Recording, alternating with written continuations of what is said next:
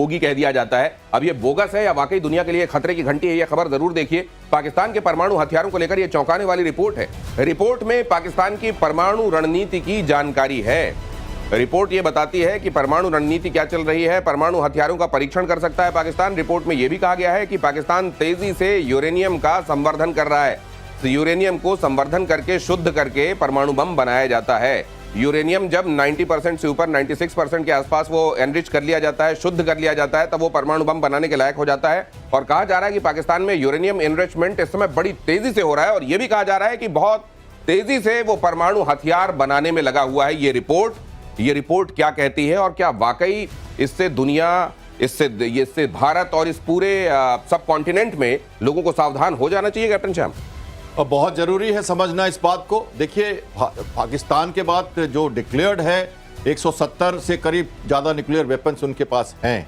और जनरल किदवई की जो बात हम सुन रहे हैं, अभी वो कह रहे थे एक सभा के दौरान उन्होंने कहा कि नो फर्स्ट स्ट्राइक जो हमारी जो नीति है उस पर हमें कायम रखने की कोई जरूरत नहीं। हमें वो नीति हमें नहीं है, हमारी नहीं, और हम उसी पे चलना चाहते हैं। हमें जरूरत पड़ेगी तो हम टैक्टिकल यूज करेंगे मिसाइल्स का, क्योंकि कन्वेंशनल वॉरफेयर में जो लगा उनको मार जो लगी उससे वो घबरा गए हैं और उनको लगता है कि जो फिर से ये न्यूक्लियर ब्लैकमेल करना ही है। और वो चाह रहे हैं कि 2030 तक करीब करीब 200 के न्यूक्लियर वेपन्स वो बना लें और इस तरह की वो डिटरेंस रखे ताकि भारत अगर अटैक करे तो हम उनको मार सकें। लेकिन हमने देख लिया न्यूक्लियर ब्लैकमेल का कुछ नहीं चला उनका, और भारत ने क्लियरली कह दिया है कि अब आपका न्यूक्लियर ब्लैकमेल नहीं चलेगा, हम आपसे नहीं डरते। और ये जस्ट एक मुद्दा है जो हमारे लिए सोचना। नहीं तो फिर मैं ये भी जानना चाहता हूं कि वो अमेरिका जो ईरान को लेकर अचानक वहां एनरिचमेंट को लेकर हथियार बनाए जाने को लेकर इस कदर परेशान होता है, और आपने देखा ईरान का क्या हाल किया गया है, तो फिर पाकिस्तान में जब ये चल रहा है तो फिर विश्व की महाशक्तियों को ये दिखाई नहीं दे रहा है क्या?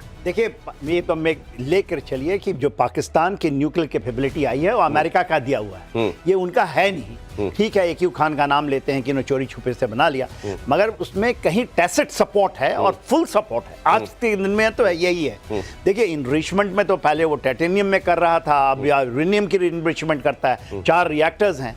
बात उसकी नहीं है, बात वो कहते हैं नो फर्स्ट न्यूक्लियर फर्स्ट, ये उनकी पॉलिसी है। हम लोग जो कहते हैं कि नो न्यूक्लियर फर्स्ट, हम नहीं करेंगे कभी नहीं, नो न्यूक्लियर फर्स्ट स्ट्राइक। उनकी है नो फर्स्ट न्यूक्लियर फर्स्ट, और उसके अंदर में वो कामयाब है। अभी नो फर्स्ट न्यूक्लियर फर्स्ट समझाइए जरा। हम उनका ये कहना है कि हम पहले कुछ नहीं करेंगे, मगर हमें करेंगे तो न्यूक्लियर से ही करेंगे, अब शुरू करेंगे न्यूक्लियर, ये उनकी नीति है। फिर नो फर्स्ट न्यूक्लियर फर्स्ट अभी सिंदूर के दौरान कहां गया? वही चीज है ना, तो इसी को कहते हैं ना, बोगी को तोड़ना है। तो आप हमने क्या कहा कि हमने जो अचीव किया है कि इससे न्यूक्लियर बोगी को हमने तोड़ दिया। इसके नहीं सुने थे आप, आधे पाव के हैं, एक पाव के हैं, हम हिंदू में मार देंगे, मुस्लिम बच जाएंगे। तो ये जो बोगी है, और ये भी जो कहे किदवई के नाम बताए, वो कहते हैं हमारे जितने भी पॉलिटिशियन है छोटे लेवल के भी, उनको बहुत बड़ा लिवरेज देता है इस तरह की बातों से। देखिए, इस बोगी से, और बोगी को हमने तोड़ा है, और भारत का मेरा मानना है कि even know first use against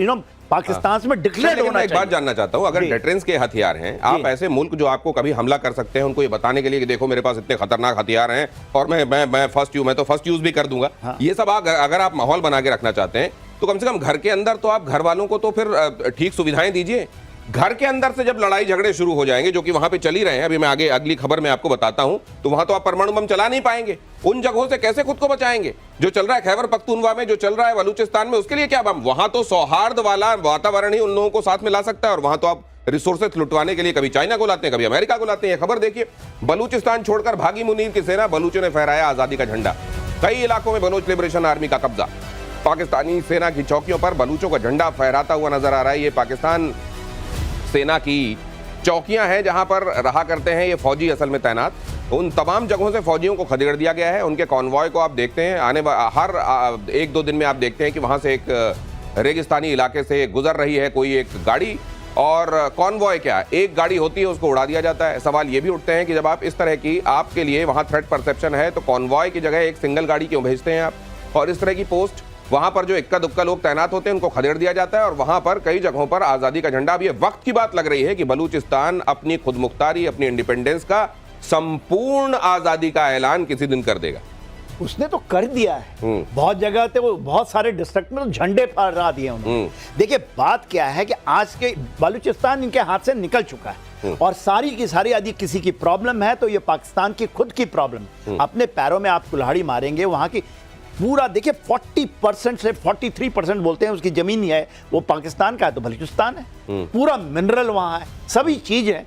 लोग वहां पर केवल एक करोड़ लोग बोलते हैं। 25 करोड़ की आबादी के अंदर में 23 करोड़ की आबादी के बीच में 1 करोड़ आबादी है। उसको आपने ऐसी त्रस्ती दी है, वो आपको काट करके बाल्कनाइजेशन इज एब्सोल्युटली, कोई कहता है ना कि पॉसिबिलिटी प्रोबेबिलिटी क्या है, it is absolutely is happening on the ground. आप जब करेंगे इस तरह की चीजें तो आपको काटेगा ही। तो ये पाव पाव भर के जो ये कहते हैं, ये अपने लोगों को भी मुझको लगता है वक्त की बात है ये धमकाना शुरू कर देंगे खैबर पख्तूनवा में लोगों को और बलूचिस्तान में। क्या कहते हैं कैप्टन शामा? देखिए ये लगातार चल रहा है। मैं मानता हूं कि बलूचिस्तान को उनसे अलग होना होगा आज न कल। बहुत लंबी लड़ाई है और ये तो 1-2 साल की बात करें तो करीब करीब 2500 से ज्यादा 700 सिक्योरिटी फोर्सेस मारे गए हैं, 900 बलूचिस्तानी मारे गए हैं, 900 सिविलियन मारे गए हैं। चाइना को अलग परेशानी हो रही है, वो जो बना रहा है अपना सीपेक्ट, वो उससे भी पल्ला झाड़ रहा है। खैबर पख्तूनख्वा में हम देख रहे हैं, बानू में अटैक हुआ, आपने देखा होगा। मैं हमेशा से मानता हूं भारत को कुछ करने की जरूरत नहीं है। जब ऑपरेशन सिंदूर हो रहा था तो लोग कह रहे थे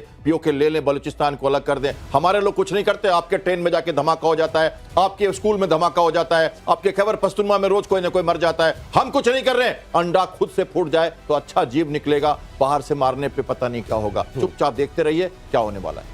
और भारत को लेकर ट्रंप का एक बड़ा बयान सामने आया है। अगली खबर आपको दिखाता हूं। भारत को लेकर ट्रंप ने क्या कहा है देखिए। अपने किए का ठीकरा कैसे दूसरों पर फोड़ा जाता है वो भी देखिए। उन्होंने कहा है कि हमने भारत को खो दिया, वी लॉस्ट इंडिया। ट्रंप ने कहा हमने भारत और रूस को चीन के हाथों खो दिया। सोशल मीडिया पर ट्रंप का ये पोस्ट, और इस पोस्ट को अगर आप देखें तो looks like we have lost India and Russia to deepest darkest China. May they have a long and prosperous future together, President Donald J Trump. आजकल ये वो नहीं लिख रहे हैं, ये इसकी ये ट्वीट देखिए जरा। और क्योंकि आप लोग तो ये इसकी भाषा को भी बड़े गौर से आप लोग भी देखते होंगे, मैं ये जानना चाहता हूं कि ये जब लिख रहे हैं तो आजकल यहां क्यों नहीं लिखा जा रहा है thank you for your attention to this matter? ये क्यों नहीं लिख रहे हैं? पिछले कई ट्वीट से नहीं लिख रहे हैं। देखिए प्रॉब्लम ये है कि डोनाल्ड ट्रंप साहब को एक चीज समझ आ गया कि इंडिया ने क्या लूज किया। डोनाल्ड ट्रंप को लूज किया, अमेरिका को लूज नहीं किया। आज भी हमारी बयान देखिए, आज भी हम अलास्का में हम लोग ड्रिल कर रहे हैं, ज्वाइंट एक्सरसाइज चल रही है। आर्मी, हमारी आर्मी के बीच में, उनकी आर्मी के बीच में, अलास्का में हो रहा है। उसके अलावा क्वाड की एक्सरसाइज चल रही है। हमने नहीं लूज किया है। हाँ, किसी को लूज किया तो डोनाल्ड ट्रंप, क्योंकि डोनाल्ड ट्रंप खुद अपने किया है। वो किस तरह से उन्होंने किया भारतीयों के साथ, ठीक है, हमारे प्रधानमंत्री ने ऊपर में उन्होंने टारगेट किया और उन्होंने तो भारत को टारगेट किया। कैसे चले गए आप पाकिस्तान के ऊपर? ये बड़ी बात आप कह रहे हैं सर। जब प्रेसिडेंट इस तरह की भाषा बोल रहा हो और हम अमेरिका के साथ मिलिट्री ड्रिल कर रहे हो या ज्वाइंट ड्रिल कर रहे हो, इसके मायने क्या हैं? क्या इसको इस तरीके से देखा जाना चाहिए कि ट्रंप के होने और उनके सिरफिरेपन के बावजूद भारत और अमेरिका के रिश्ते फिर भी बचे रहेंगे, बने रहेंगे? बिल्कुल पैरेलल चल रहा है सब कुछ। ये एससीओ हो, ये परेड हो उनकी इतनी बड़ी, ये हताशा का कोई टॉपिक नहीं है। ये तो होना ही था। आप देखिए अक्टूबर तक सब शांत हो जाएंगे, टैरिफ वारिफ सब खत्म, सब नॉर्मल हो जाएगा। मैंने कल कहा था ना आपको, अपनी प्रिज्म से देखते हैं। कैसे दे रहे हैं आप अक्टूबर तक की टाइमलाइन? ये मैं हमेशा से कहता रहा हूं, हमारा आकलन यही है। वो खुद वापस आ रहे हैं, देख लीजिए। आप चुपचाप शांति से देखते रहिए। पैरेलल बातें चल रही है। डिप्लोमेसी में एक चीज एक साथ नहीं होती, सब अलग अलग पैरेलल अपने अपने समानता। जापान का टैरिफ हटा दिया, 50 बिल्कुल हटा दिया। आप देखिए क्या क्या होता है। ऑस्ट्रेलिया ने जापान ने बुला लिया, अपने एक्सपर्ट को भेजा था करने के लिए, बुला लिया। राइट। अभी देखिए ये जो 14 का ये साथ डेट दे रहे हैं कि उनके बड़ी अदालत सुप्रीम कोर्ट से आ जाएगा। 14 का डेट है। सुप्रीम कोर्ट वालों को भी तो धमका रहे हैं। हाँ, धमका कोर्ट को कह रहे हैं कि हमारे हक में फैसला दो।